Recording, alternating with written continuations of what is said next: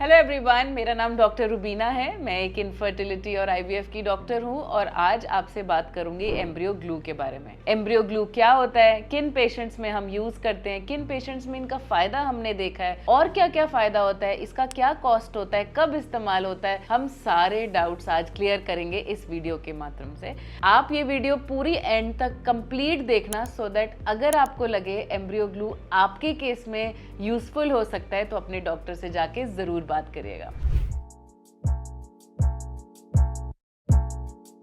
Now embryo glue किसको कहते हैं? एम्ब्रियो ग्लू सुनने में तो बहुत अच्छा लगता है, एम्ब्रियो को यूट्रस के साथ चिपका दिया, ग्लू कर दिया, मतलब चिपका दिया, बहुत ही बढ़िया चीज है। नाउ एम्ब्रियो ग्लू अच्छा तो है, बट ये क्या चीज है? ये एक सिंपल सोल्यूशन होता है जिसके अंदर हाइलुरोनिक प्रोटीन होती है और रिकॉम्बिनेंट एल्ब्यूमिन ज्यादा मात्रा में होता है। ये वो सोल्यूशन होता है। नाउ ये सोल्यूशन मतलब मीडिया में तो वैसे भी एम्ब्रियो ग्रो करता ही है, ब्लास्टोसिस्ट कल्चर जब हम करते हैं वो मीडिया में ग्रो होता ही है, बट उसी मीडिया के अंदर हम एम्ब्रियो ग्लू जो है वो डाल सकते हैं जिसमें ये पर्टिकुलर प्रोटीन जो है वो ज्यादा, ग्लाइकोप्रोटीन जो है वो ज्यादा हो। नाउ क्यों ये डेवलप किया गया? इसलिए डेवलप किया गया बिकॉज बॉडी में जब बेबी यूट्रस के साथ चिपकता है, यानी कि इम्प्लांटेशन विंडो के टाइम पर देखा गया कि ये वाली जो प्रोटीन है वो बॉडी में यूट्रस में या ट्यूब में ये ऑलरेडी प्रेजेंट होती है उस टाइम पर जब बेबी चिपकता है, और जब बेबी चिपक जाता है उसके बाद ये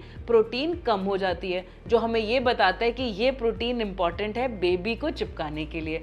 इसीलिए हम एम्ब्रियो ग्लू को यूज करते हैं क्योंकि इस एम्ब्रियो ग्लू में यही प्रोटीन अच्छी मात्रा में प्रेजेंट होती है। नाउ इसको हम कब इस्तेमाल करते हैं? इसको हम इस्तेमाल करते हैं एम्ब्रियो ट्रांसफर के टाइम पर। मतलब बेबी, सपोज आज आपका एम्ब्रियो ट्रांसफर है, डे 3 भी हो सकता है एम्ब्रियो ट्रांसफर, डे 5 भी हो सकता है। पर हमारे सेंटर में हम प्रेफर करते हैं डे 5 ट्रांसफर करना, ब्लास्टोसिस्ट ट्रांसफर करना। तो ब्लास्टोसिस्ट ट्रांसफर करने से पहले हम एम्ब्रियो को इस ग्लू के अंदर 1, 2 या 3 घंटे के लिए रखते हैं ताकि प्रेगनेंसी के चांसेस बढ़ जाएं। बहुत सारी ऐसी स्टडीज भी अवेलेबल हैं जिसमें उन्होंने ये बताया कि एम्ब्रियो ग्लू अगर आप 1 घंटे के लिए एम्ब्रियो को एम्ब्रियो ग्लू के सोल्यूशन में रखेंगे या 2 घंटे के लिए रखेंगे या 3 घंटे के लिए रखेंगे, किस में रिजल्ट बेटर है? तो देखा गया कि 3 घंटे में, जो 3 घंटे के लिए अगर हम एम्ब्रियो को एम्ब्रियो ग्लू में रखते हैं तो प्रेगनेंसी के चांसेस बढ़ जाते हैं। कई ऐसी स्टडीज और भी हैं जिसमें उन्होंने ये कहा कि एक स्टडी मैंने रिसेंटली पढ़ी थी जिसमें उन्होंने कहा कि 6000 पेशेंट्स में ये स्टडी हुई और उन्होंने देखा कि कुछ पेशेंट्स में उन्होंने एम्ब्रियो ग्लू यूज़ किया, कुछ पेशेंट्स में एम्ब्रियो ग्लू यूज़ नहीं किया।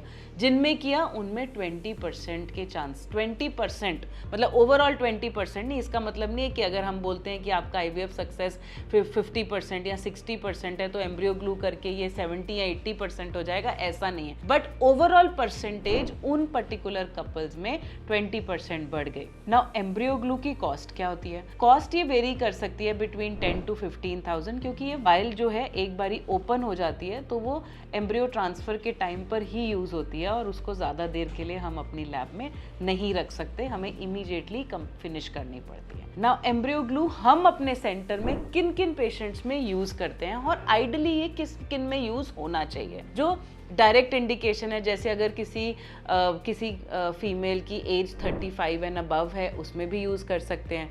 जिनमें रिकरेंट इम्प्लांटेशन फेलियर है, मींस जिनमें बार बार आईवीएफ कर रहे हैं, एम्ब्रियो ट्रांसफ़र हो रहा है और फेल होता जा रहा है, तो कुछ एक्स्ट्रा एडिशनल यूज़ करने के लिए, ट्रांसफ़र का सक्सेस बढ़ाने के लिए हम एम्ब्रियो ग्लू यूज़ कर सकते हैं। एक बहुत इंपॉर्टेंट पॉइंट है, हम रिकरेंट मिसकैरेजेस में भी, जिनके बेबी लॉसेज हो रहे हैं, हम उनमें भी यूज़ कर सकते हैं क्योंकि एम्ब्रियो ग्लू उन पेशेंट्स में सक्सेस भी बढ़ाता है, आईवीएफ का सक्सेस भी बढ़ाता है, take home baby means live birth rate भी बढ़ाता है और मिसकैरेज का रेट भी कम करता है। तो मेरी तरफ से एम्ब्रियो ग्लू एक 100% रेकमेंडेशन है, लेकिन ये देखना जरूरी है कि हम किन पेशेंट्स में ये एम्ब्रियो ग्लू यूज कर रहे हैं।